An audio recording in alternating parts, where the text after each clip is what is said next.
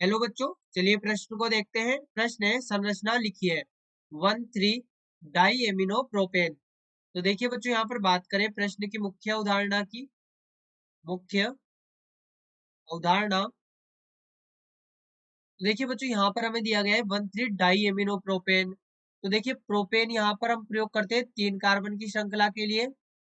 3 carbon की 3 carbon की श्रृंखला। और देखिए यहाँ पर दिया गया है डाई एमिनो। अब एमिनो हम प्रयोग करते हैं NH2 के लिए। NH2 समूह के लिए यहाँ पर प्रयोग किया जाता है एमिनो।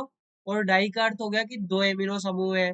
डाई यानी कि 2 एमिनो समूह है। तो देखिए अब यहाँ पर हम संरचना बनाए, तो सबसे पहले संरचना बनाने के लिए हम यहाँ पर बनाते हैं कार्बन की श्रृंखला। ये हमारी पहली स्टेप है। तो कार्बन की श्रृंखला है 3 कार्बन की। तो यहाँ पर ये 3 कार्बन हमने बना लिए।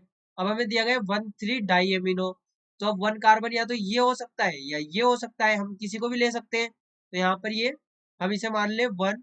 तो यहाँ पर 1 कार्बन पर NH2 लगाए और 3rd कार्बन पर भी NH2 लगाए। तो ये NH2 हो गया। अब इनकी वैलेंसी पूरी कर ले, तो ये इनकी वैलेंसी पूरी हो गई। इसी प्रकार से यहाँ पर इसकी भी वैलेंसी पूरी हो गई और ये इसकी भी वैलेंसी पूरी हो गई। तो हमारे पास में ये इस प्रकार से यहाँ पर ये संरचना होगी 1,3 डाई एमिनो प्रोपेन की, क्योंकि यहाँ पर देखिए 1, 2 और ये 3।